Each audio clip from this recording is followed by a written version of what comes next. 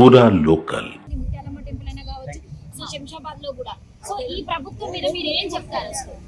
లేదు, వాళ్ళ డిఎన్ఏ అదే కదా, హిందువుల్ని చేల్చడం, దేశాన్ని చేల్చడం, కులాల వారిగా హిందువులు విడగొట్టడం, చెడగొట్టడం, ప్రాంతాల వారిగా విడగొట్టడం, వాళ్ళ డిఎన్ఏ అది కదా.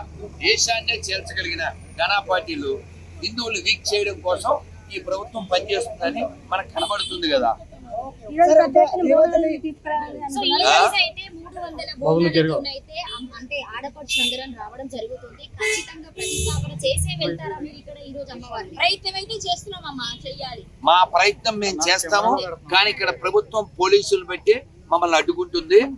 ప్రభుత్వం దీన్ని పెద్ద చేయకుండా మీరే బాధ్యత తీసుకుని అమ్మవారిని మళ్ళీ అక్కడ పునఃప్రతిష్ఠ చేసి మీ గౌరవాన్ని కాపాడుకుంటారని మేము ఆశిస్తున్నాము. లేదు, ఇది కోర్టు ద్వారా అయినా తేల్చుకోవడం జరుగుతుంది. అందులో ఏమి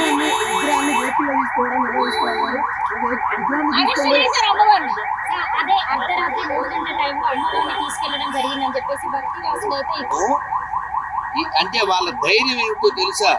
హిందువులు ఏం చేయలేరు కాబట్టి.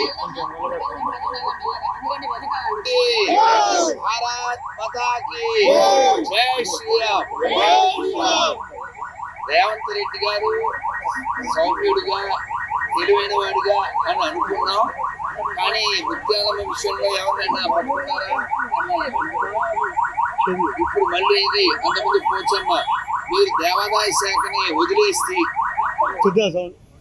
తెలంగాణలో కొండా సురేఖ్ గారు దేవాదాయ శాఖ వదిలేసి గవర్నమెంట్ ఆఫ్ తెలంగాణ దేవాదాయ శాఖ మాకు వద్దండి అని వదిలేస్తే అది హిందువులు చూసుకుంటారు. ఎందుకంటే మీరు మసీదు మీద పెత్తనం చేయలేరు, చర్చిల మీద పెత్తనం చేయలేరు.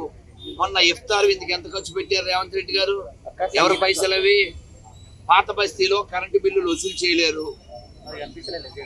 కాబట్టి ఇక్కడ మారవలసింది ప్రభుత్వం, లేదా ప్రభుత్వాన్ని మార్చవలసింది హిందువులు. ఎందుకంటే కాంగ్రెస్ నూకలు చెల్లి అయినా ఇక్కడ ఏదో రన్ చేస్తున్నారు. Next what is going on మనకు తెలుస్తుంది.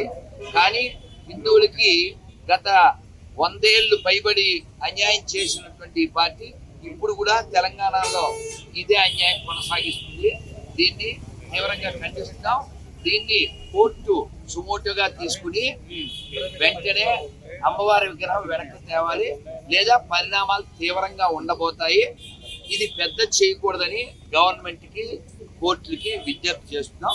అది ఇక పైన బాల్ ఇన్ యువర్ కోర్ట్. వెళ్దాం. పెద్దమ్మ తల్లికి నమస్కారం అండి, నా పేరు